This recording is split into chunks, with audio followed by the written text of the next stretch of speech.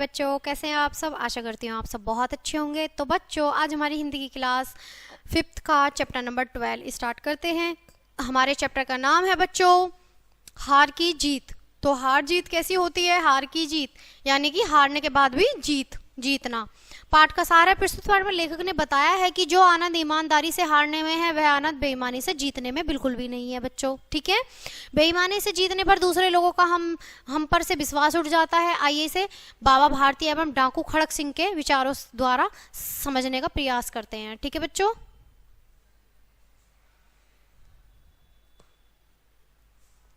माँ को अपने बेटे, साहूकार को अपने देनदार और किसान को अपने लहलहाते खेत देखकर जो आनंद आता है, वही आनंद बाबा भारती को भी अपने घोड़ा देखकर आता था। भगवत भजन से जो समय बचता वह घोड़े को अर्पण हो जाता। ऐसा घोड़ा सारे इलाके में न था। बाबा भारती उसे सुल्तान कहकर पुकारते, अपने हाथ से खरखारा करते, खुद दाना खिलाते और उसे देख देख कर प्रसन्न होते थे।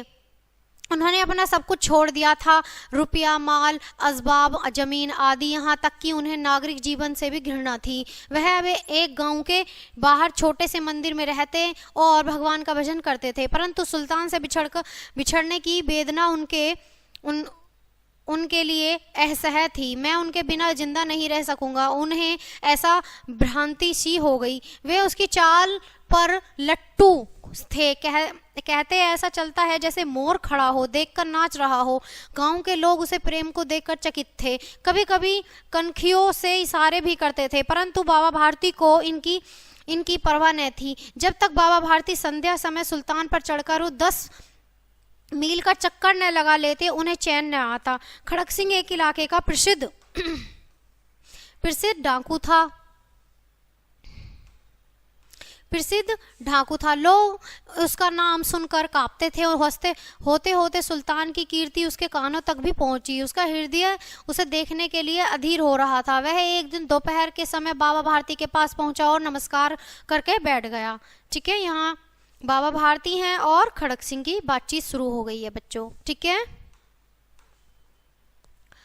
बाबा भारती ने पूछा, खड़क सिंह क्या हाल है? तो बाबा भारती ने पूछा कि खड़क सिंह क्या हाल है। ठीक है, खड़क सिंह ने झुककर उत्तर दिया, आपकी दया है, कहो इधर कैसे आए? सुल्तान की चाह खींच लाई। विचित्र जानवर है, देखो तो प्रसन्न हो जाओगे। मैंने उसकी प्रशंसा सुनी है, उसकी चाल तुम्हारा मन मोह लेगी। कहते हैं देखने में बड़ा सुंदर है। क्या कहना, जो एक बार देख लेता है उसके हृदय पर उसकी छवि अंकित हो जाती है। बहुत दिनों से विलासा थी, आज उपस्थित हो सका हूँ।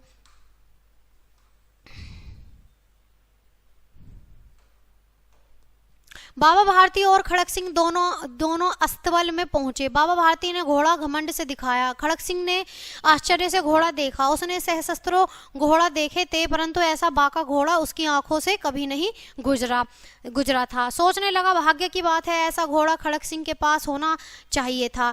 इस साधु को ऐसी चीजों से क्या लाभ? कुछ देर तक आश्चर्य से चुपचाप खड़ा रहा। उसके पश्चात हृदय में हलचल होने लगी। बालकों की सी अधीरता से वह बोला, परंतु बाबा जी, इसकी चाल ने देखी तो क्या देखा? बाबा जी भी मनुष्य थे। अपने वस्तु की प्रशंसा दूसरे के मुख से सुनने के लिए उनका हृदय भी अधीर हो उठा। घोड़े को खोलकर बाहर ले आए और उसकी पीठ पर हाथ फेरने लगे। एकाएक अचक्कर सवार हो गए। घोड़ा वायु वेग से उड़ने लगा। उसकी चाल देखकर और गति देखकर खड़क सिंह के हृदय पर सांप लौट गया। वह डाकू था और जो वस्तु उसे पसंद आ जाए वह अपना अधिकार समझता था। तो बच्चों, डाकू तो डाकू ही होता है। खड़क सिंह डाकू बाबा भारती के घोड़े पर क्या हो गया, मोहित हो गया था और उसे लगा कि मैं इसे लेकर ही मानूंगा। उसके पास बाहुबल और था और उस आदमी थे। जाते जाते उसने कहा, बाबा जी, यह घोड़ा मैं आपके पास न रहने दूंगा। बाबा भारती डर गए। अब उन्हें रात को नींद न आती थी। सारी रात अस्तबल की रखवाली में काटने लगे।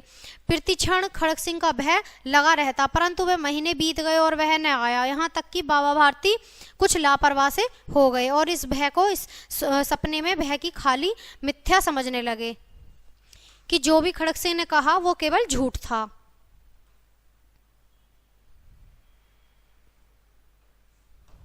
संध्या का समय था। बाबा भारती सुल्तान की पीठ पर सवार हो घूमने जा रहे थे। उस समय उनकी आंखों में चमक और मुख पर प्रसन्नता थी। कभी घोड़े के शरीर को देखते, कभी रंग को, और मन में फूले न समाते थे। सहसा एक ओर से आवाज आई, ओ बाबा, इस कंगले की भी सुन जाना। आवाज में करुणा थी। बाबा ने घोड़े को थाम लिया। देखा एक अपाहिज वृक्ष की छाया में पड़ा कर रहा है। बोले, क्यों, तुम्हें क्या कष्ट है? अपाहिज ने हाथ जोड़कर कहा, बाबा, मैं दुखिया हूँ, मुझ पर दया करो। रामावाला यहाँ से 3 मील है, मुझे वहां जाना है। घोड़े पर चढ़ा लो, परमात्मा तुम्हारा भला करेगा। यह वहां तुम्हारा कौन है? बाबा भारती ने पूछा कि वहां तुम्हारा कौन है? ठीक है।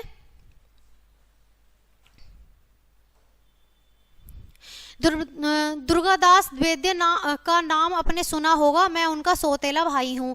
बाबा भारती ने घोड़े से उतरकर अपाहिज को घोड़े पर सवार दिया और स्वयं उसकी लगाम पकड़कर धीरे धीरे चलने लगे। सहसा उन्हें एक झटका सा लगा और लगाम उनके हाथ से छूट गई।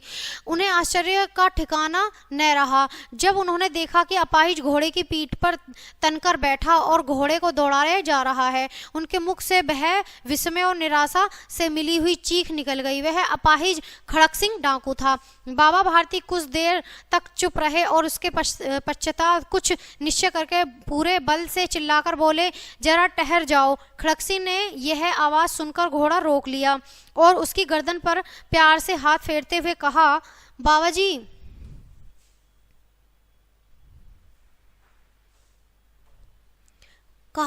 बाबाजी, यह घोड़ा न दूंगा, परंतु एक बात सुनते जाओ। खड़क सिंह ठहर गया। बाबा भारती ने निकट जाकर उसकी ओर ऐसी आंखों से देखा जैसे बकरा कसाई की ओर देखता है और कहा, यह घोड़ा तुम्हारा हो चुका है, मैं तुमसे इसको वापस करने के लिए न कहूंगा, परंतु खड़क सिंह केवल एक प्रार्थना है, इसे इनकार न करना, नहीं तो मेरा दिल टूट जाएगा। तो बाबा भारती ने कहा कि मेरी बस एक गुजारिश है, प्रार्थना है, वरना मेरा दिल टूट जाएगा, इसे सुनते चले जाओ। बाबा भारती, आज्ञा कीजिए, मैं आपका दास हूँ, केवल यह घोड़ा न दूंगा। अब घोड़े का नाम न लो, मैं तुमसे इसके विषय में कुछ न कहूंगा। मेरी प्रार्थना केवल यह है कि इस घटना को किसी के सामने प्रकट न करना। खड़क सिंह का मुंह आश्चर्य से खुला रह गया। उसका विचार था कि इस घोड़े को लेकर यहाँ से भागना पड़ेगा, परंतु बाबा भारती ने स्वयं उससे कहा कि इस घटना को प्रकट न करना। खड़क सिंह ने बहुत सोचा, बहुत सिर मारा, परंतु समझ न सका। हार कर उसने अपनी आंखें बाबा भारती के मुख पर गड़ा दी और पूछा, बाबा जी, इसमें आपको क्या डर है? और कहते कहते उन्होंने सुल्तान की ओर इस तरह से मुंह मोड़ लिया जैसे उनका उससे कोई संबंध ही न था। बाबा भारती चले गए, परंतु उसके शब्द खड़क सिंह के कानों में उसी प्रकार गूंज रहे थे। सोचता था, कैसे ऊंचे विचार हैं, कैसे पवित्र भाव है। इन्हें इस घोड़े से प्रेम था। इसे देखकर उनका मुंह फूल की तरह खिल जाता था।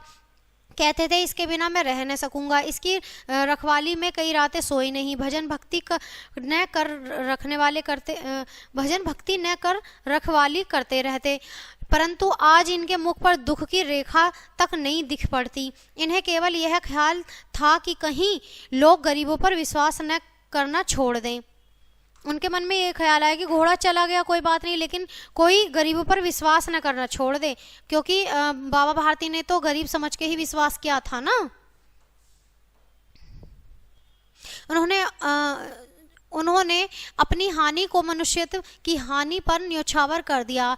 ऐसा मनुष्य नहीं देवता है। रात्रि के अंधकार में खड़क सिंह बाबा भारती के मंदिर में पहुंचा। अस्तबल किसी वियोगी की आंखों की तरह चौपट खुला था। किसी समय स्वयं बाबा भारती लाठी लेकर वहां पहरा देते थे, परंतु आज उन्हें किसी चोरी, किसी डाके का भय न था। खड़क सिंह ने आगे बढ़कर सुल्तान को उसके स्थान पर बांध दिया और बाहर निकलकर सावधानी से फाटक बंद कर दिए। इस समय उनकी आंखों में नेकी के आंसू थे। अहंकार से रात्रि ने तीसरा पहर समाप्त किया था और चौथा पहर होते ही बाबा भारती ने अपनी कुटिया से बाहर निकलकर ठंडे जल से स्नान किया। उसके बाद एक प्रकार से जैसे कोई स्पन में चल रहा हो, उसके पांव अस्तबल की ओर मुड़े, परंतु फाटक पर पहुंचकर उनको अपनी भूल प्रतीत हुई। साथ ही घोर निराशा पांवों को मन के भारी बना दिया। वे वहां रुक गए। ठीक है। घोड़े ने स्वाभाविक मेधा से अपने स्वामी के पांवों की चाप को पहचान लिया और जोर से हिनहिनाया। बाबा भारती दौड़ते हुए अंदर घुसे और घोड़े के गले से लिपटकर इस प्रकार रोने लगे जैसे बिछड़ा हुआ पिता चिरकाल के पश्चात पुत्र से मिलकर रोता है। बार बार उसकी पीठ पर हाथ फेरते, बार बार उसके मुंह पर थपकियां देते और कहते, अब कोई गरीब की सहायता से मुंह न मोड़ेगा।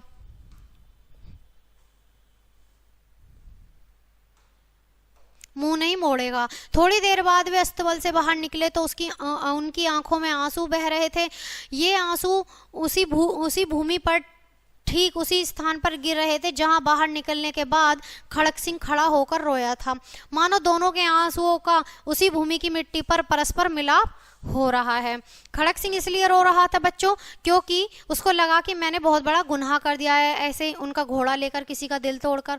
और बाबा भारती इसलिए रो रहे थे क्योंकि उनको अपना बिछड़ा हुआ जैसे कोई पुत्र मिल गया हो, उन्हें उनका घोड़ा वापस मिल गया था जिसे वो बहुत प्यार करते थे, बहुत प्रिय था उनके लिए।